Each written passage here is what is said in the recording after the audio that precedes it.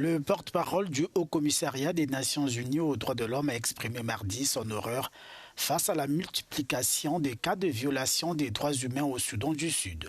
C'était lors d'un point de presse à Genève via Zoom depuis Nairobi au Kenya.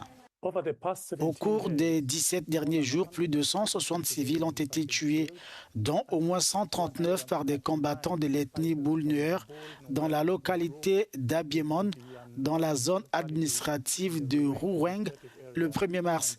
Le 21 février, 21 civils ont été tués par les forces gouvernementales dans le village de Mpanko, dans le comté d'Ayod, dans l'état de Jonglei. Des soldats les ont attirés en leur promettant de leur donner de l'aide alimentaire, puis ont ouvert le feu sur eux. 15 femmes et 3 filles figuraient parmi les victimes.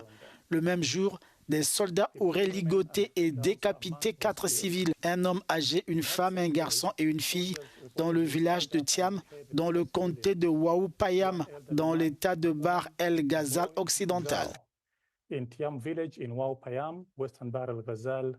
Pour le fonctionnaire de l'ONU, certains de ces actes peuvent constituer des crimes de guerre. Face au drame, il a appelé à la désescalade.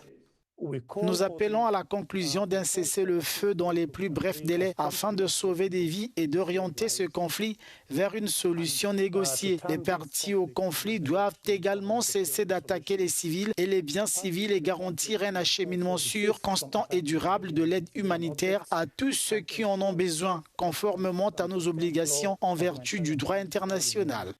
Le Haut-Commissariat des Nations Unies aux droits de l'homme souhaite par ailleurs des enquêtes rapides, impartiales, approfondies et efficaces sur ces violations présumées des droits humains.